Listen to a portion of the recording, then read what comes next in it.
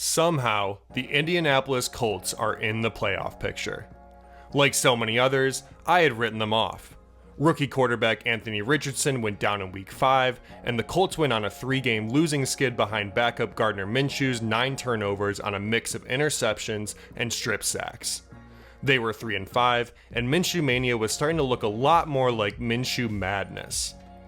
But then the Colts started winning, 4 straight in fact, and the mania was suddenly back. Indianapolis' second stringer had helped lead them to a 7-5 record with a fairly easy schedule ahead of them that includes the Bengals and Steelers without their starting quarterbacks, along with the Falcons, Raiders, and Texans. Suddenly, in a strange NFL season, they're in the driver's seat for the last wildcard spot in the AFC. In this video, we'll break down what Minshew does well and what he doesn't, along with how he's been propped up by a great system by first-year head coach Shane Steichen and weapon in Michael Pittman Jr.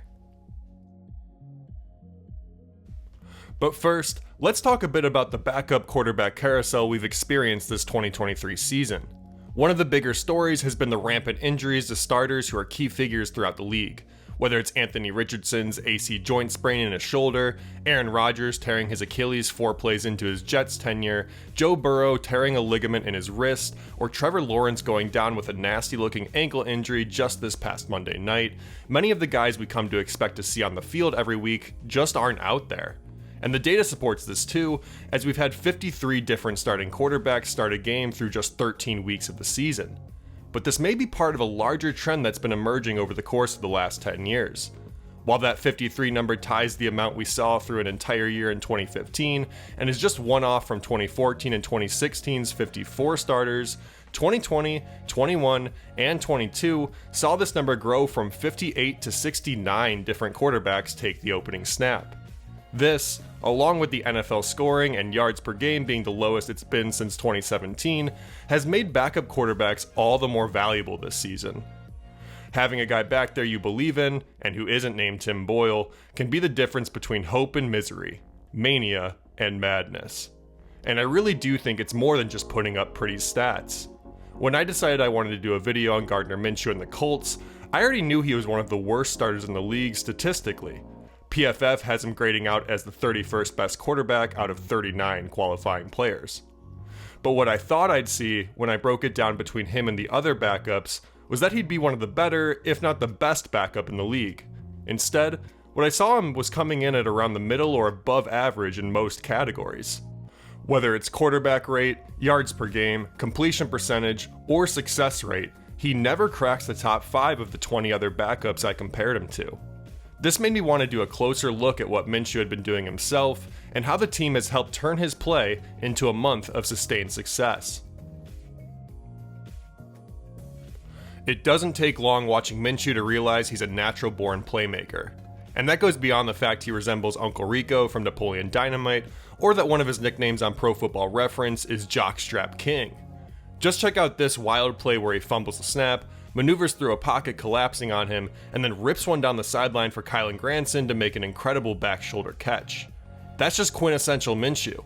He keeps his eyes downfield and almost never gives up on making a positive play. But you can't and shouldn't be in positions to make wild plays like this on every down. And that's why I think head coach Shane Steichen deserves a ton of credit for installing an offense in Indianapolis that lets Minshew make plays, but in a more controlled environment. The biggest ways I've seen this materialize on the field is in the Colts' heavier use of the RPO and motion to make things easier for Minshew while still giving him the freedom to make his own decisions. This year, Minshew has thrown 52 pass attempts on RPO type plays. This is more than he had throughout his entire 2-year run in Jacksonville. Let's look at one RPO that came against the Buccaneers in a 4th and very short. Tampa Bay is stacking the box to protect against the run with 7 guys, and in man coverage to stick to their matchups on a short pass. The Colts line up in a heavy formation, but actually have receiver Michael Pittman Jr. in the H-back position. Here, Minshew and the Colts had to choose whether to power through the line or hit Pittman on a flat route. The motion from Zach Moss ends up making this a much easier decision, tipping the Bucs' hands when safety Christian Izien follows him outside to suggest this is his matchup. From there, the receivers on the same side run slants towards the middle of the field, while Pittman sneaks out to that side of the field vacated by the defenders. Chef's kiss. The other example I wanted to highlight ends up incomplete, but I still thought it was a great showcase of Steichen's ability to give Minshew several options to make a play.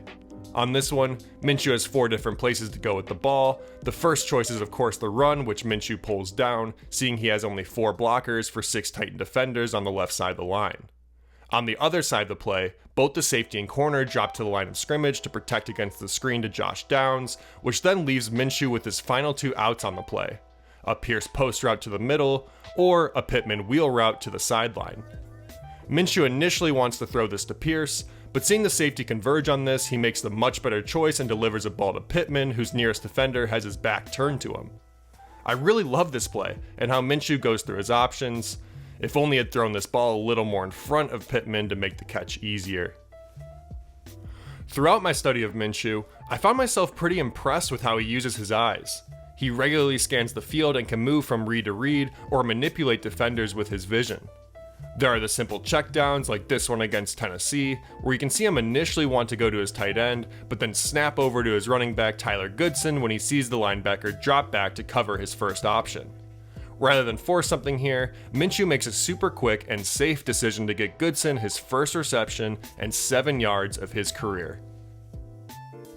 But then there's also the more advanced stuff, like here against Cleveland. He keeps his eyes trained more towards the middle of the field to where Pittman is running a post route and starting to find space. But with cornerback Denzel Ward in zone coverage and watching where Minshew is looking, he starts to close down that opening.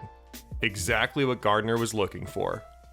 Almost right as Ward makes his choice, Minshew snaps his eyes to Josh Downs and in one motion leads him down the sideline for a big touchdown pass while all the defenders on his side of the field are facing the wrong way.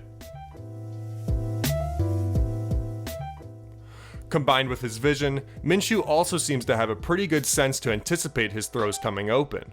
I notice he's very confident in understanding how a defender's momentum will carry him away from the space he's targeting, even if that guy is in the way when he initially sets up to throw. Here's a great example of Minshew throwing the needle to Pittman. The motion from Pierce gets the cornerback to back off to protect against the wheel route, and while the outside linebacker comes over to chase Pierce to protect against a shorter route, he bumps Pittman to disrupt the timing. But Minshew doesn't pay him any mind. He darts one into the tight space between the linebacker and safety, trusting Pittman will get some space with the backer's momentum carrying him in the opposite direction. It's a super ballsy throw to his number 1 guy to pick up the first down. And finally, on the good Minshew front, I realized he's got some shake to him, not only when he's navigating a bad pocket, but also when he gets out in the open field and scrambles. He's solid at changing directions, cutting from outside to inside to get past bigger defenders. Granted, this isn't necessarily unique to Minshew, and a lot of other quarterbacks have this quality to them to stay upright and get extra yards, but I saw him pull this move consistently, including on these 2 touchdown runs against the Browns. But it wouldn't be fair to do all of this Minshew praise without also highlighting just how good Michael Pittman Jr. has been throughout these past 4 games. You can really see a chemistry developing between him and Gardner. During the 3-game losing streak, Pittman ranked 10th in targets, 18th in receptions, had just a 59.4% catch rate, and just 6 receiving first downs, which would tie him for 60th during that span. It all came to a head when, after losing to the Browns, Pittman said, "They just didn't target me today for whatever reason. Maybe I'm not a big part of the offense." He walked back his comments only a couple days later, but the Colts seemingly took his complaints to heart. In the 4 games that followed, Pittman ranked 2nd in targets and receptions, 6th in yards, had a 75.5% catch rate, and tied for 2nd in receiving first downs. He ultimately became a much bigger part of Minshew's passing diet. In the 3 losses, Minshew threw to Pittman 32 times across 119 attempts for a 26.8% target share. But in the 3 wins, 49 of Minshew's 137 attempts went to Pittman for a 35.7% target share. And this is in Minshew's best interest too, since Pittman can make good on some of Minshew's more inaccurate balls with sure-handed catches in traffic. Here's a good example against Tampa Bay, where Pittman has a curl route against what looks like a pretty obvious cover 3 look. Minshew gets the ball out on time to his open receiver, but it's high and the defender is there to try to knock it out of his hands. But for Pittman, this is no problem, and he comes down with a nice catch and a nice gain on the play. They've also begun to complement each other more too, like here against Tennessee, where Minshew doesn't like what he's seeing on the left side of the field as the pass rush starts to bear down on him. He starts to scramble towards the line of scrimmage, setting off a chain reaction for the linebacker closest to Pittman to contain him, while Pittman sidesteps into open space to give his quarterback an easy completion and first down. And while all of this really presents Gardner and the Colts in a super positive light, it'd be disingenuous to say there aren't some things that he does that make you want to tear your hair out. To me, it seems that Minshew's valuable playmaking tendencies can also be detrimental to him and the team. He's gotten strip sacked a fair amount this season, and while a couple of those came from Myles Garrett just doing what Myles Garrett does in the Cleveland game, others have come when he's just tried to do too much. This sack fumble against the Titans at the 5-yard line is a good example of this. He drops back, doesn't see anything, and the pressure gets to him almost immediately. He does fine initially to try and make some space here and put two hands on the ball, but after his initial move, it looks like he's still intending to throw this as he takes a hand off the ball, even as he's running into his own guy. Danico Autry makes a great play here, making the tackle while hitting the ball out of Minshew's hands. He wants a touchdown here on 3rd down rather than a field goal, but it's his desire to make something happen that leaves Indianapolis with nothing on an otherwise good possession. There was also this bizarre play in the Tampa Bay game where he escapes the pressure and starts to run towards the outside with tons of space. But then he stops himself and tries to reset to throw something downfield, but gets caught by a lineman who's a good 5 yards behind him at the start of his would-be scramble. I could understand this more if it was a gotta have it 3rd down, but this is only a regular old 2nd down. Even if he doesn't want to take a hit, just scramble into space, pick up a few yards, and slide to make the next play easier. On rollouts, he can occasionally try and force stuff, whether it's an inaccurate ball that gets picked, like here against Cleveland, where he thinks he has Pittman available but throws it right to Ward, who's running alongside him, or if he's just trying to squeeze a ball into a window that just isn't there, like this one against Tennessee. He's late to making any kind of decision and needs to just throw this one away and live to fight another down. He's lucky something worse didn't happen. And lastly, as much as I've loved watching his eye movement, he isn't perfect at this kind of thing. Here's a good counterexample to what I showed earlier. He's trying to be aggressive and throw the ball downfield. He drops back, looking towards the middle, and Pierce, which is where he eventually wants to go with it. But before throwing, he tries to give some misdirection by hitching towards Pittman on the outside right to clear space from the linebacker and corner. Only, he doesn't seem to clock that the Bucs safeties have rotated into a robber look after initially showing too deep. The safety on the right has come down to the middle part of the field, and by Minshew looking in this direction, he only helps make the safety correct regardless of what he chooses. If he takes the bait, then he's moving towards and in front of the pass to Pierce. It would have been better just to throw this to Pittman, whose outside curl route is moving away and in the opposite direction of where his man is facing.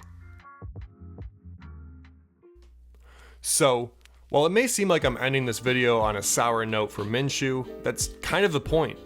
In a season where so many starting quarterbacks are going down and offenses are performing worse than they have in several years, you don't need your guy to be perfect or even great to have a chance at the playoffs.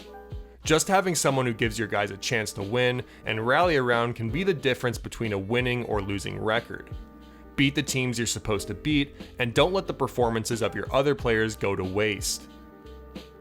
Whether it's the pass defense going from the 18th ranked unit in yards allowed during the skid to now 4th across the past 4 games against some lackluster offenses, or seeing Bernhard Raimann develop into one of the better left tackles in the league, you need a guy who can forget his mistakes and make plays the next time down to take advantage of this.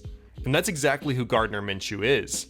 He has the vision and playmaking chops to make use of Shane Steichen's system and the weapons around him. The difference between finishing the job and getting to the playoffs, or flaming out, will be on Minshew to find greater consistency and control and to keep the ball out of danger. Saddle up.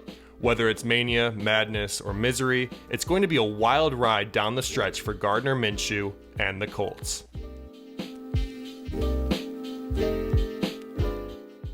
Thank you so much for watching this video. Please remember to give it a like if you did enjoy it and consider subscribing to the channel so you can catch the next one. Thanks, bye.